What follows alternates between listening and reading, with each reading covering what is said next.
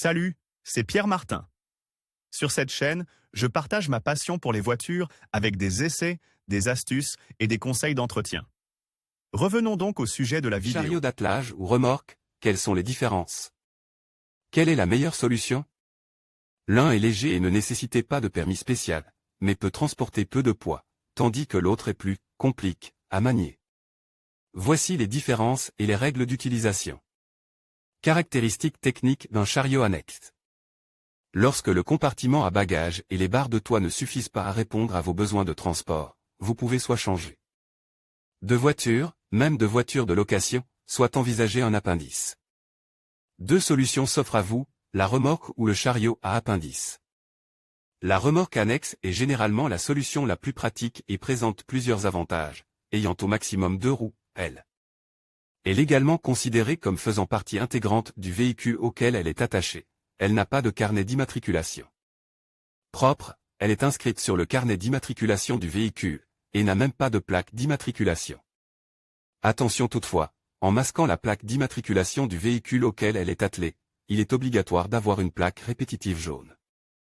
La remorque annexe n'a pas de dispositif de freinage, car sa masse en charge est toujours inférieure à 750 kg, ce qui est précisément la limite légale pour l'homologation des remorques non freinées. Bref, avec la remorque à appendice, la paperasserie est réduite au minimum, mais après avoir vu les avantages, passons aux inconvénients. La dépendance de l'appendice par rapport à la voiture qui le tracte est évidemment aussi une contrainte.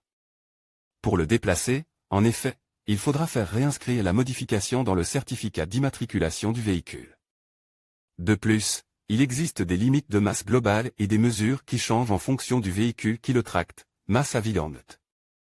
1000 kg 300 kg mesure 2 x 1, 2 x 2, 5 masse à vidange, 1000 kg, 600 kg, dimension 2, 5 x 1, 5 x 2,5. Rappelons que pour être attelé à une voiture, celle-ci doit déjà être équipée d'un dispositif d'attelage homologue, et doit à son tour être testée pour être ajoutée à l'immatriculation du véhicule, ce qui est désormais le cas dans la pratique.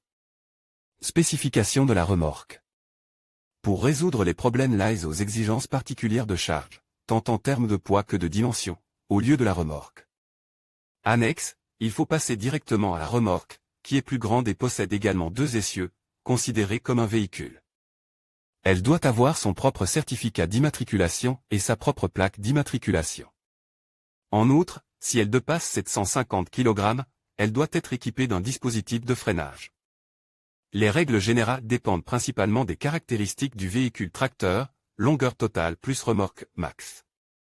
12 mètres largeur de la remorque max. 70 cm de plus que le véhicule tracteur. La masse, quant à elle, dépend du permis de conduire, permis B, masse maximale de la remorque. 750 kg, masse totale du convoi, 3500 kg au maximum. Permis B 96, masse maximale de la remorque. 750 kg, masse totale maximale du convoi. 4250 kg. Permis BE, masse maximale de la remorque. 750 kg, masse totale maximale du convoi. 7000 kg. Remarque, si la remorque dépasse 3490 kg de masse totale et n'est pas utilisée à des fins spécifiques, pour lesquelles une déclaration de conformité est requise, elle peut être enregistrée en tant que transporteur de marchandises et ne paie pas à taxe de circulation. Différence d'utilisation entre le camion et la remorque. Comme nous l'avons vu, il existe de nombreuses différences techniques entre une remorque annexe et une remorque, mais il en existe d'autres, celles relatives à la conduite, à l'assurance et au contrôle technique. Prenons la conduite, une remorque attelée à une voiture est assimilée à un train routier et est soumise aux mêmes limitations de vitesse, à savoir un maximum de 80 km/h sur les autoroutes.